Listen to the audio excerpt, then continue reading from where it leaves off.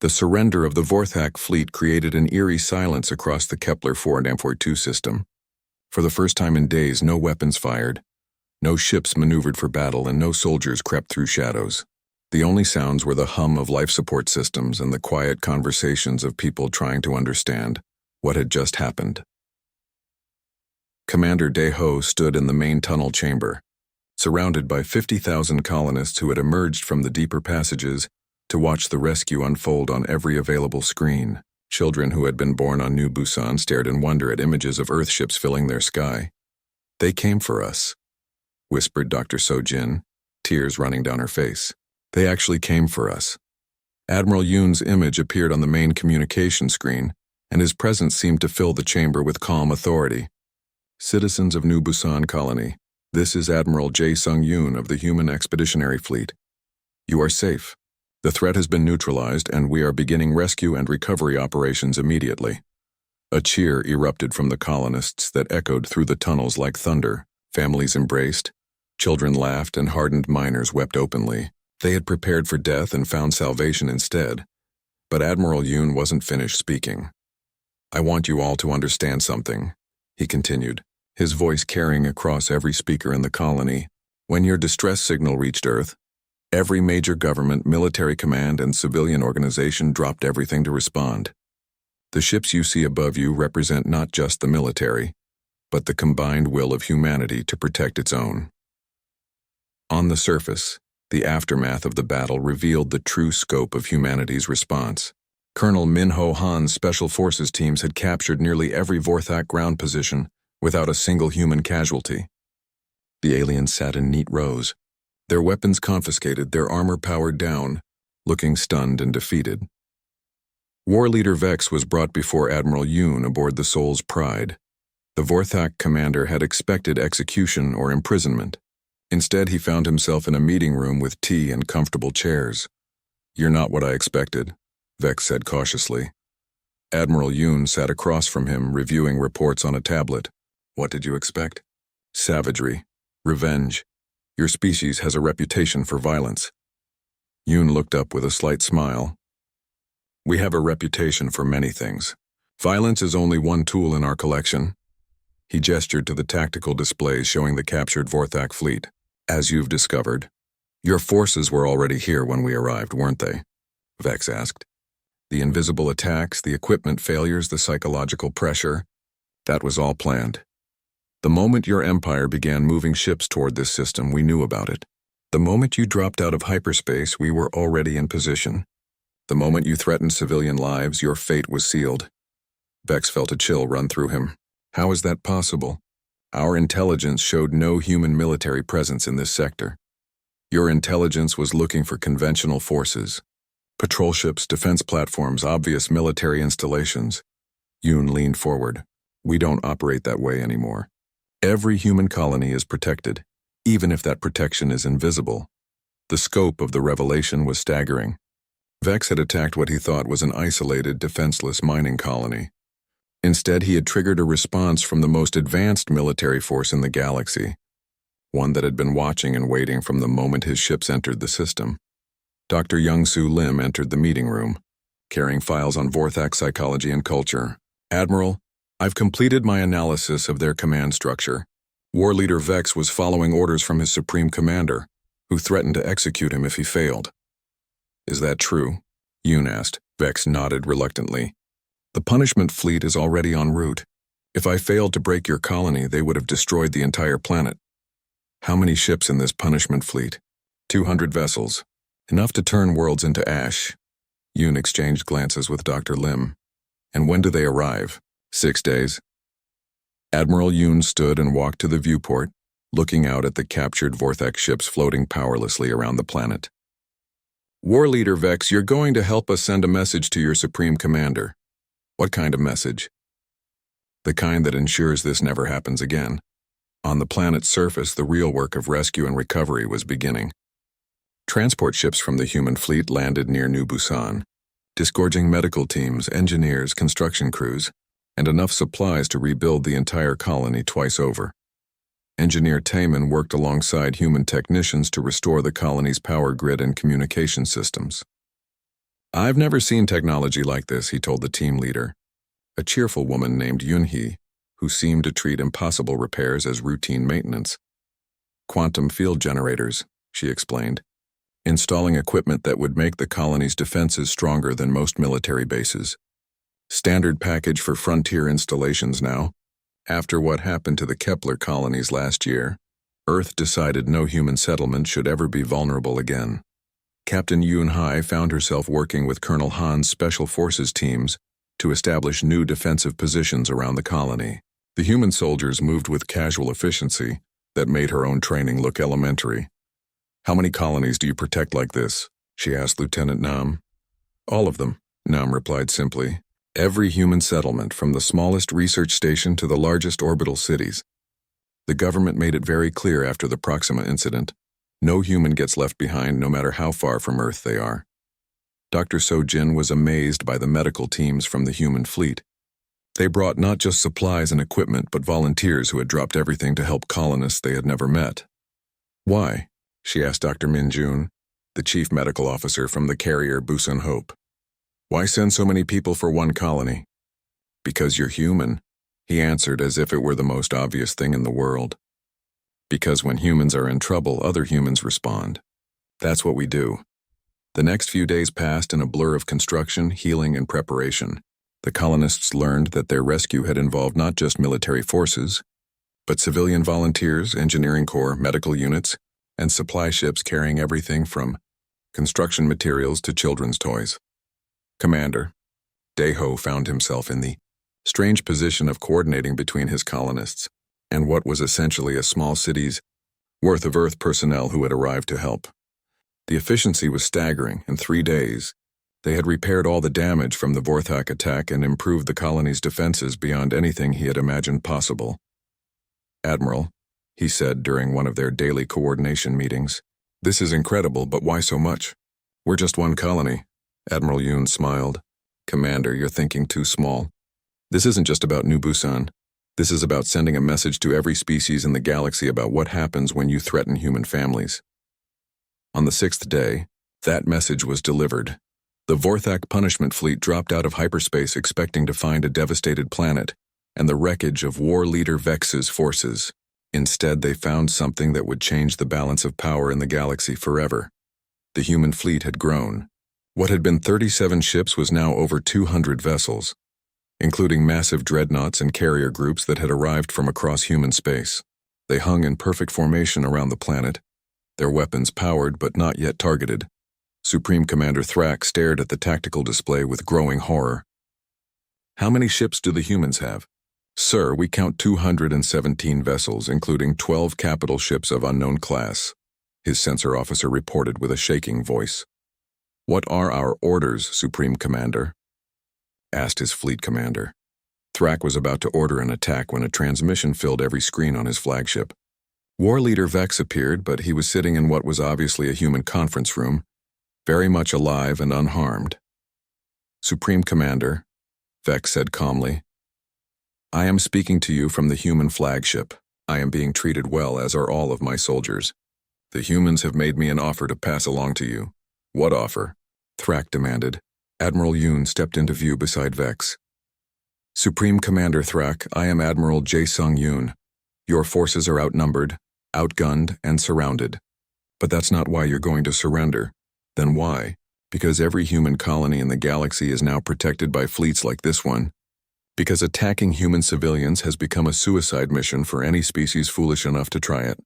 And because if you force us to destroy your fleet, we'll make sure every other empire knows exactly what happened here. The Supreme Commander looked at his tactical displays again. The human ships weren't just numerous. They were positioned with tactical precision that suggested they could destroy his entire fleet within minutes. What are your terms? He asked quietly. Complete withdrawal from human space, reparations to the New Busan colony, and most importantly, you're going to help us deliver a message to every other empire that might be considering similar actions. 6 hours later, the entire Vorthak fleet jumped to hyperspace, carrying with them detailed recordings of humanity's response to the attack on New Busan. Within days, those recordings would spread across the war leader Vex stood before the holographic image of his supreme commander. trying to explain the impossible. 3 days of defeats by an enemy that apparently didn't exist had pushed him to the edge of madness. You're telling me that a mining colony with no military force has stopped your entire invasion fleet? The Supreme Commander's voice carried the weight of absolute authority and growing anger. Supreme Commander, they have weapons beyond our understanding. Invisible soldiers, phantom attacks, equipment that destroys itself. My forces report constant combat, but our sensors show nothing. Enough. The Supreme Commander snarled. You will execute every human prisoner immediately. If fear tactics don't work, we'll use terror. Kill 100 civilians and broadcast it to the survivors. Vex felt his blood run cold. Even by Vorthok standards, executing civilians was considered shameful. But orders were orders. Yes, Supreme Commander. And Vex? If you fail to break this colony in the next 6 hours, I'm sending the punishment fleet. They'll turn that entire planet into glass. The transmission ended, leaving Vex staring at empty air. He had hoped to avoid civilian casualties. It was cleaner to simply accept surrender and process the population for slavery. But now he had no choice. High above the planet, aboard the stealth cruiser Soul's Pride, Admiral Jae Sung-yoon received the intercepted communication with ice in his veins. The order to execute prisoners changed everything. All units, this is Admiral Yoon, he broadcast on the encrypted command frequency. The enemy has just threatened to murder human civilians. Operation Silent Storm is now Operation Thunderstrike. All ships decloak and assume attack positions. Across the Kepler 442 system, 37 human ships shimmered into existence like materializing angels of death. Stealth cruisers, assault carriers, destroyer squadrons, and massive battleships suddenly filled space around the planet. The effect on the Vorthak fleet was immediate and devastating. War leader, his sensor officer screamed. Multiple contacts. Massive human fleet decloaking throughout the system. Vex stared at his tactical display in shock. Moments before, his sensors had shown empty space. Now they revealed a human armada that outnumbered his forces and outgunned them by orders of magnitude. Impossible, he whispered. Where did they come from? Admiral Yoon's voice filled every communication channel in the system, broadcast in perfect Vorthak. This is Admiral Jae Sung-yoon of the Human Expeditionary Fleet. You have made the mistake of threatening our people. I offer you one chance to surrender. Refuse and face extinction. In the mining tunnels, every screen suddenly displayed the image of Admiral Yoon in his command uniform.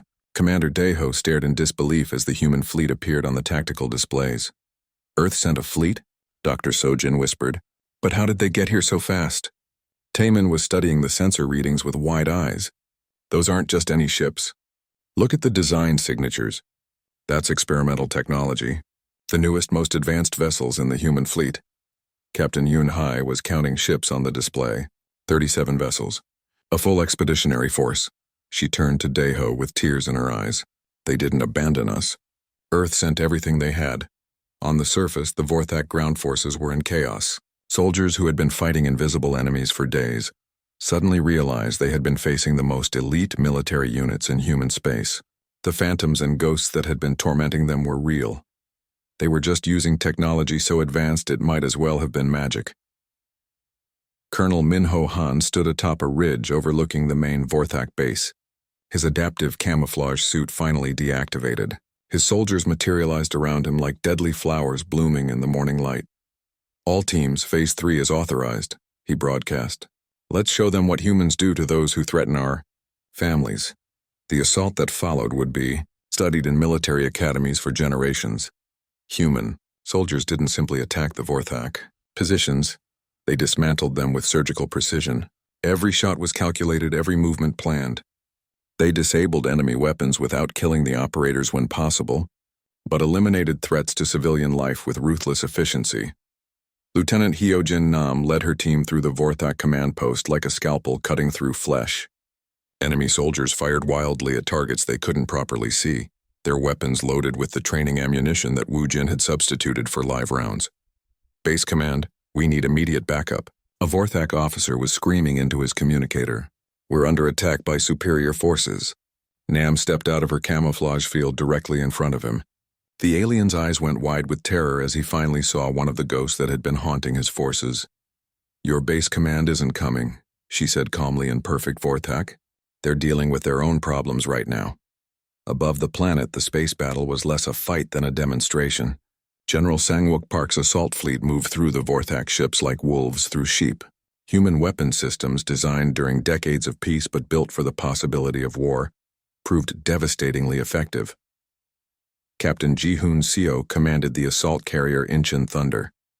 His fighter squadron swept through Vorthak formations, disabling enemy ships with precise strikes that left the crews alive but helpless. "Target their engines and weapons," he ordered his pilots. "We want prisoners, not martyrs."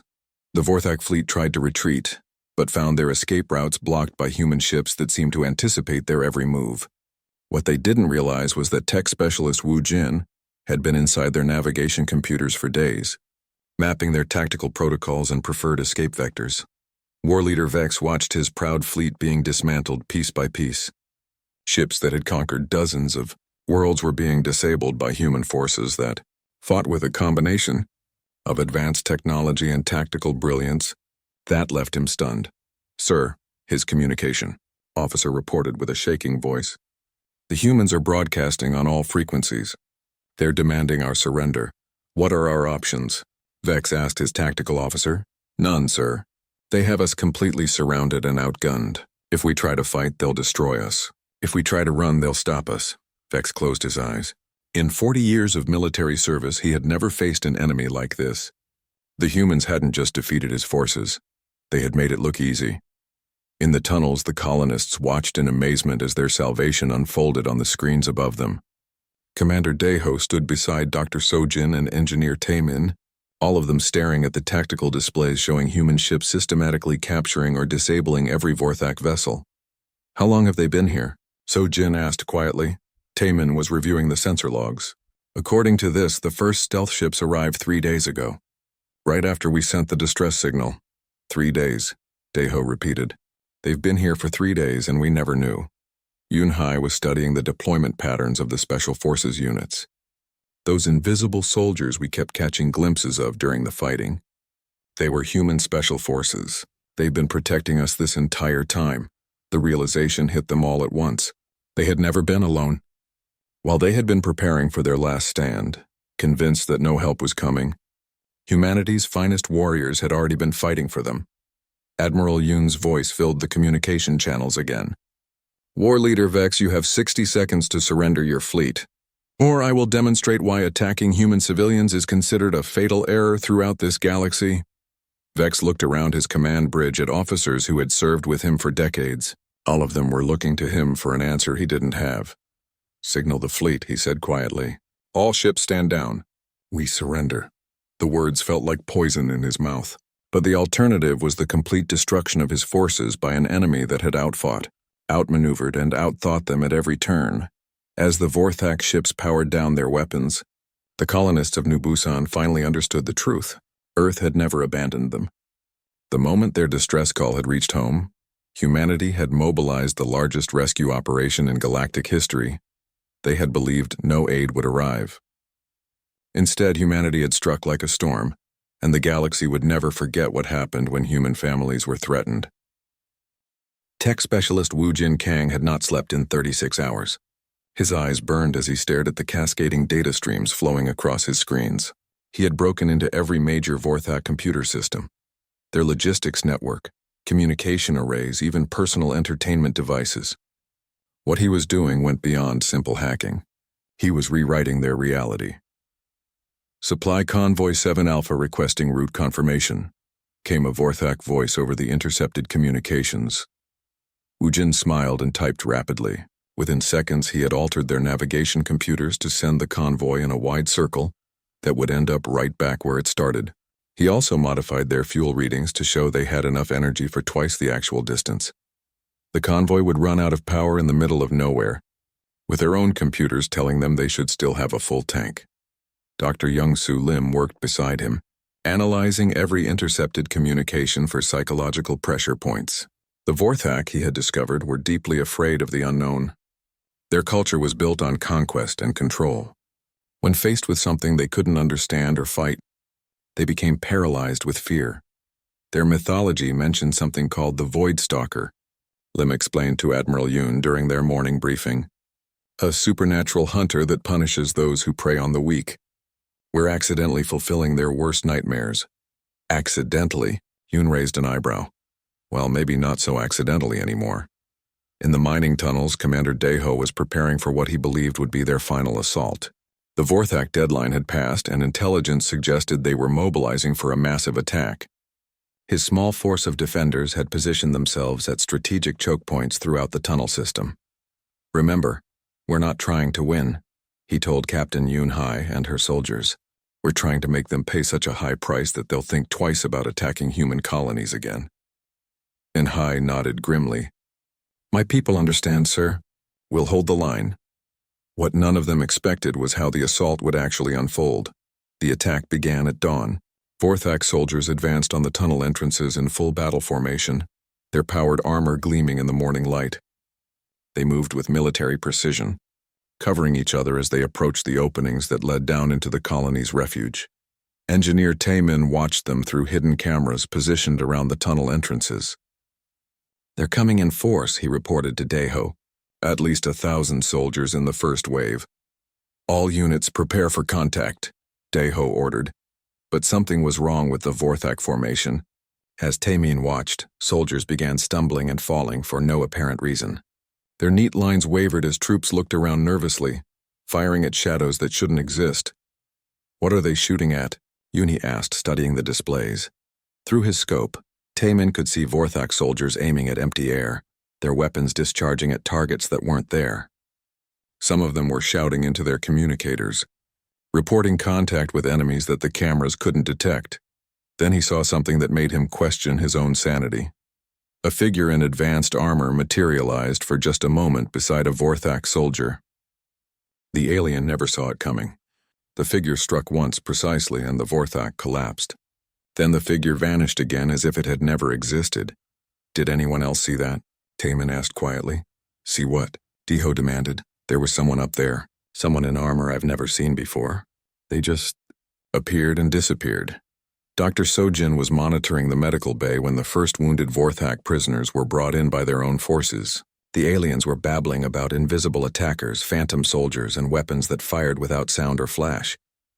They're in complete panic, she reported to Daeho. Whatever's happening up there, it's breaking their minds. The truth was even stranger than they could imagine. Lieutenant Hyojin Nam crouched invisible beside a Vorthak communication array, watching enemy soldiers search frantically for threats they couldn't find. Her adaptive camouflage suit rendered her completely transparent to their sensors, but she could see and hear everything they did. Base command. This is Patrol 7, one of the aliens was saying into his communicator. We're taking fire from unknown hostiles. Request immediate backup. Patrol 7, we show no enemy signatures in your area, came the reply. I'm telling you, they're here. Weapons fire is coming from... The Vorthak soldier never finished the sentence. Nam's dart struck him in the neck and he collapsed unconsciously. His squad mates spun around, firing wildly at empty air. Through her helmet display, Nam could see 12 other human Special Forces soldiers moving through the area like deadly ghosts. To the Vorthak, it must have seemed like they were being attacked by invisible demons. Colonel Min Ho Han coordinated the operation from his command post. Team 3, can you disable that artillery position without being detected? Already done, sir, came the reply. Charges are in place. When they try to fire, the guns will explode. Team 7, status on the supply depot. All their ammunition has been replaced with training rounds, sir. They'll get pretty lights and loud noises, but no actual damage when they try to use them. Han smiled grimly. The Vorthak had expected to fight colonists with mining equipment. Instead, they were facing the most advanced military force in the galaxy, using weapons and tactics they couldn't comprehend. Back in the tunnels, the colonists watched in amazement as the Vorthak assault fell apart before their eyes. Enemy soldiers were retreating from positions they had never actually attacked. Equipment failures cascaded through their ranks. Reports flooded in of mysterious explosions, disappearing supplies, and impossible weapon malfunctions. I don't understand what's happening, Daeho said to his staff. Are we winning? Taemin was studying the sensor readings with a confused expression. According to this, there are no human forces anywhere near the surface. But the Vorthak are acting like they're under attack by a superior force. Maybe they're fighting each other, suggested Yoon Hai. No, their communications clearly indicate they're being attacked by unknown hostiles, but there's no evidence of any actual combat. Dr. Sojin pulled up medical readings from the wounded Vorthak. Their stress hormones are off the charts. Whatever they think they're experiencing, their bodies believe it's real. None of them suspected that they were watching the most sophisticated military operation in human history unfold above their heads. War leader Vex sat in his command ship, staring at reports that made no sense. His ground forces were reporting constant contact with enemy units that his sensors couldn't detect. Equipment was failing at impossible rates. Supply lines were being disrupted by forces that apparently didn't exist. "Sir," his communication officer said nervously, "we're receiving a transmission from the human colony." "Put it through." Commander Daeho's face appeared on the main screen. He looked tired but determined. "War Leader Vex, this is Commander Kim of New Busan Colony. I'm calling to offer you terms for surrender." Vex's claws scraped against his armrests. "You dare offer me terms? You're hiding in holes in the ground while my forces control the surface." "Do they?" Daeho asked calmly. "Because from down here it looks like your forces are in complete disarray. My people are monitoring your communications. We know you've lost control of the situation." "Impossible. You have no military capability." "Maybe that's what you think," Daeho said. "But maybe you don't understand what you're really fighting." The transmission ended, leaving Vex staring at a blank screen. For the first time in his military career, he felt something he had never experienced before. Doubt. High above the planet, Admiral Yoon watched the tactical displays with satisfaction. The Vorthak forces were breaking exactly as predicted. Fear had spread through their ranks like a virus, turning a disciplined army into a collection of frightened individuals. "Sir," Commander Yu reported, "the Vorthak are requesting reinforcements from their main fleet." "Let them come," Yoon replied. "The more ships they bring, the more impressive our revelation will be." "Sir, you're not concerned about being outnumbered?" Yoon smiled. "Commander, they're about to learn why humanity doesn't worry about being outnumbered. We've been preparing for this moment since we first reached the stars." In the tunnels below, the colonists began to feel something they hadn't experienced in days: hope. They didn't understand what was happening on the surface, but they could see that the Vorthak were losing control. They had no idea that their salvation had already arrived, or that humanity had sent its best warriors to ensure that no human colony would ever stand alone against the darkness. Admiral Jae-sung-yoon stood on the bridge of the stealth cruiser Soul's Pride, watching the holographic display of the Kepler 442 system. The alien fleet hung around the planet like a disease, their ships dark against the stars. 3 days had passed since the distress signal from New Busan Colony had reached Earth. 3 days was all it had taken for humanity to respond. "Sir, we have 37 ships in position," reported Commander Hae-Rin Yu from the tactical station. "All vessels are running silent. The aliens haven't detected us," Jae-sung nodded. The experimental quantum drives had cut their travel time from months to days, but more importantly, they had arrived undetected. The Vorthak Empire was about to learn why attacking human colonies was considered a fatal mistake. "Colonel Han, are your teams ready?" Jae-sung asked. Colonel Min-ho Han stood at attention near the deployment bay doors. His Special Forces soldiers were invisible in their adaptive camouflage suits, but Jae-sung could hear the soft hum of their equipment charging. "Ready for deployment, sir. We've studied the enemy positions. My people know what to do. Remember, this is psychological warfare first. We want them afraid before we want them dead." Min-ho smiled, and it wasn't a pleasant expression.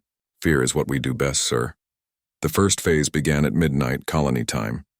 Lieutenant Hyo-jin Nam and her reconnaissance team materialized like ghosts near a Vorthak forward base. Their suits bent light around them, making them invisible to both optical and thermal sensors.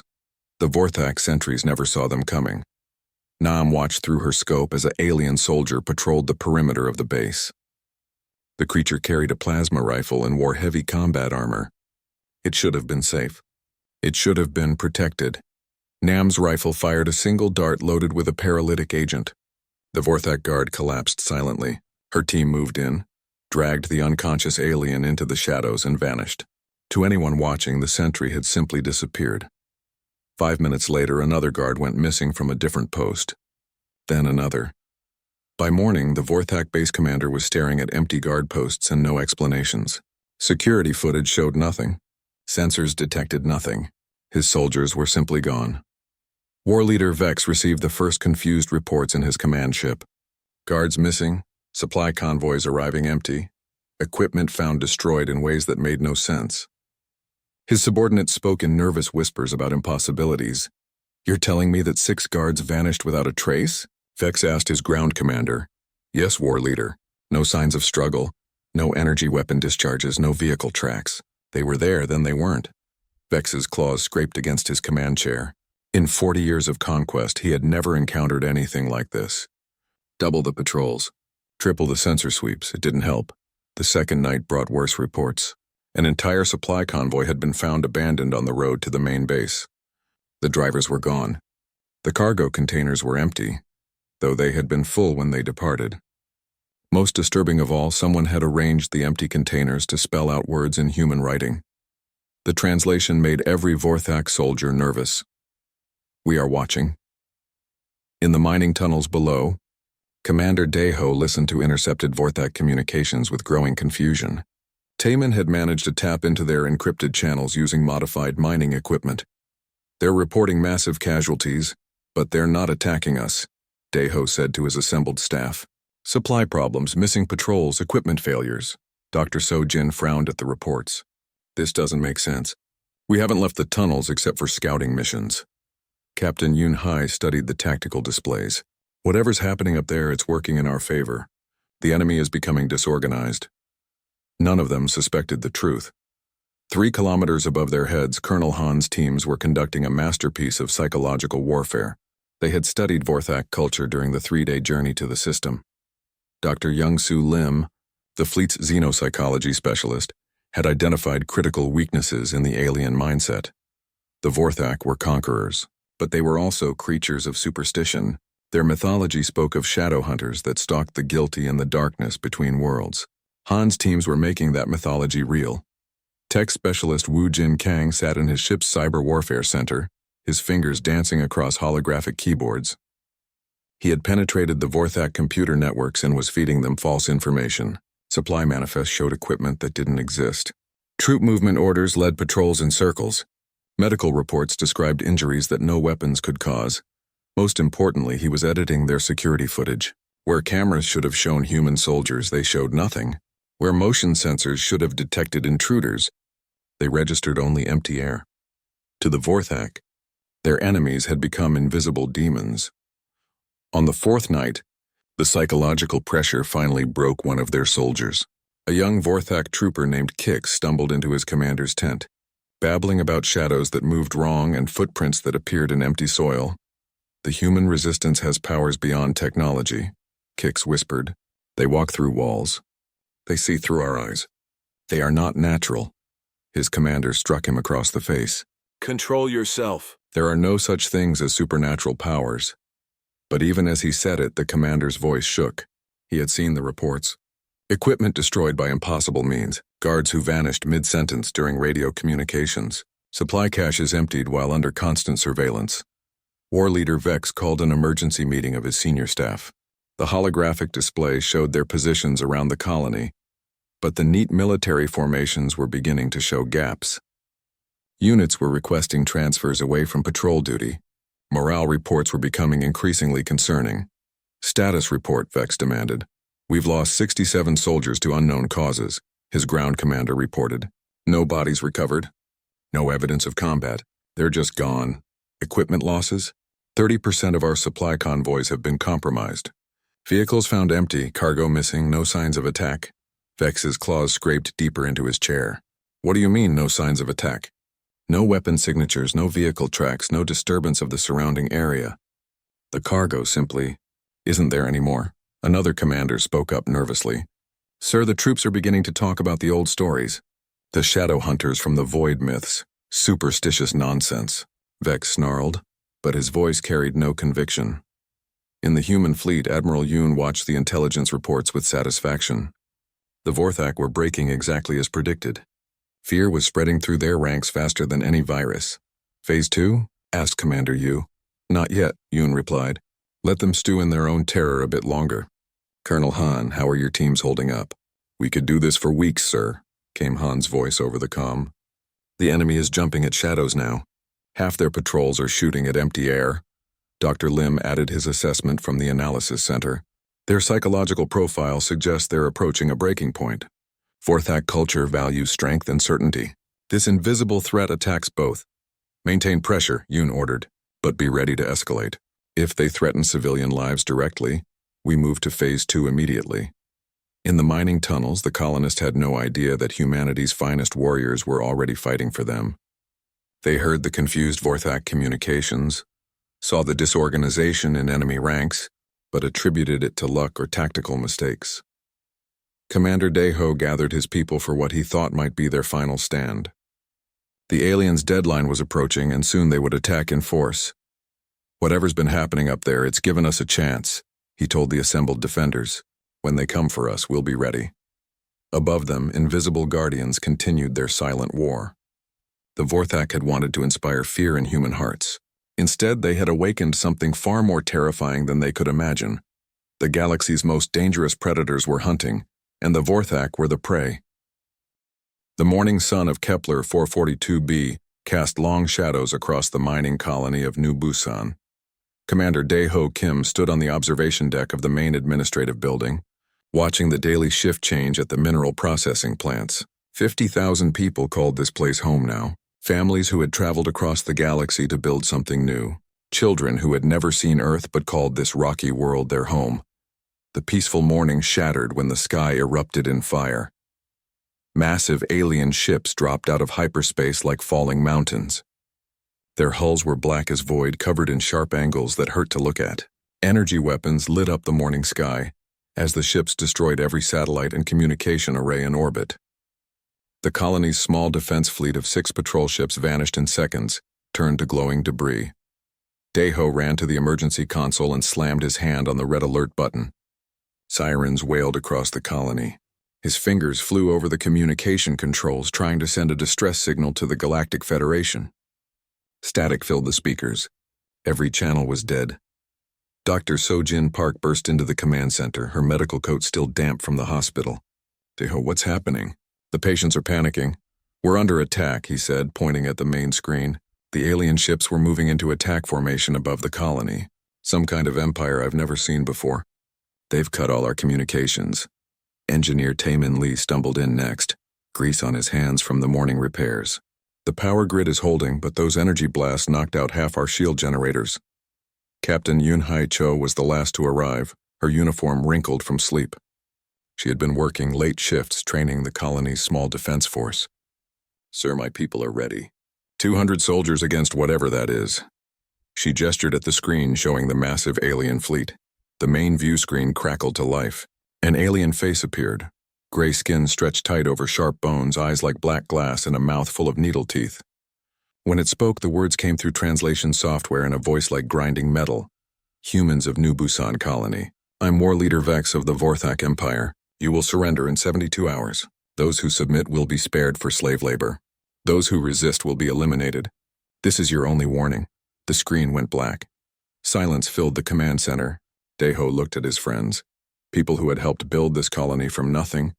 They had come here for a better life, far from the wars and politics of the inner systems. Now death had found them anyway. How many ships? He asked quietly. Taemin checked his sensors. 43 vessels. Troop transports, fighters, and what looks like a command ship the size of a city. Ground forces? My best guess? 10,000 soldiers, maybe more. Yunhai shook her head. We have 200 defenders and maybe 1,000 civilians with basic military training. No orbital support, no heavy weapons. So Jin pulled up colony records on her tablet. We have families here, children. The youngest is only 3 months old. Daeho walked to the window and stared at the alien ships hanging in the sky like hungry vultures. His mind raced through options. Fight and watch everyone die. Surrender and watch everyone become slaves. Try to evacuate, but where? They had no ships left. The mining tunnels, Taemin said suddenly. The deep tunnels extend for kilometers underground. Natural barriers, multiple exit points, storage areas for supplies. You're thinking of a siege? Hunhai asked. I'm thinking of buying time, Daeho replied. Time for a miracle. The next 24 hours passed like a nightmare. Alien dropships landed around the colony perimeter, disgorging soldiers in powered armor. The Vorthak moved with military precision, setting up forward bases and cutting off escape routes. They didn't attack immediately. They wanted the colonists to feel trapped, to think about surrender. Deho organized the evacuation to the mining tunnels. Families carried what they could: food, medicine, weapons, anything useful. The tunnels were cold and dark, lit by emergency lighting that cast strange shadows on the rock walls. Sojin set up a medical station in one of the wider tunnel chambers. "We have enough supplies for maybe 2 weeks," she told Deho. After that, we'll figure something out," he said, though he didn't believe it himself. Yun-Hai positioned her soldiers at the tunnel entrances and key intersections. They had some weapons: mining equipment converted to makeshift guns, a few military rifles, explosive charges meant for mining that could work as bombs. On the surface, the Vorthak waited. Their soldiers patrolled the empty streets of New Busan. Occasionally, they would broadcast surrender demands on speakers, reminding the colonists that time was running out. Deho found himself sitting alone in what used to be the colony's main excavation chamber. The massive space echoed with the sounds of families trying to stay quiet, children asking questions their parents couldn't answer. Timon joined him, carrying a tablet showing power readings. "We can keep the life support running for maybe 3 weeks if we're careful." "The Federation fleet? 6 months away minimum. Even if our distress signal got through before they jammed us." Deho closed his eyes. 50,000 people depending on him, and he had no plan. No hope, no miracle coming. "You know what the worst part is?" he said to Timon. "Those families up there believed in something. They believed that humanity had grown beyond this, that we could build something peaceful out here." "Maybe we still can," Timon said, though his voice held no conviction. Above them, through tons of rock and metal, the Vorthak ships continued their silent patrol. War leader Vex sat in his command chamber, confident that the humans would surrender soon. His species had conquered dozens of worlds this way. Fear always won in the end, but in the tunnels below something stirred that the Vorthak didn't understand. It wasn't hope. Hope required believing help might come. It was something deeper, older. The same thing that had driven humans to cross oceans in wooden ships, to build cities in deserts, to reach for the stars. As the second day passed and Vorthak soldiers prepared for assault, Deho gathered the colony's leaders in the command chamber they had set up in the depths. "They think we'll break," he said to the assembled group. "They think fear will make us surrender our freedom." Yun-Hai checked her weapon. "What are our orders, sir?" Deho looked around at the faces of people who had become his family over the years of building this colony. Teachers, doctors, engineers, miners, parents, children, all of them looking to him for an answer he didn't have. "We fight," he said simply. "We make them pay for every meter. We show them what happens when you threaten human families." Nobody asked about rescue. Nobody mentioned the Federation fleet that was months away. They all knew the truth. They were alone and no help was coming. They were wrong about that. But they wouldn't learn the truth until the storm finally broke.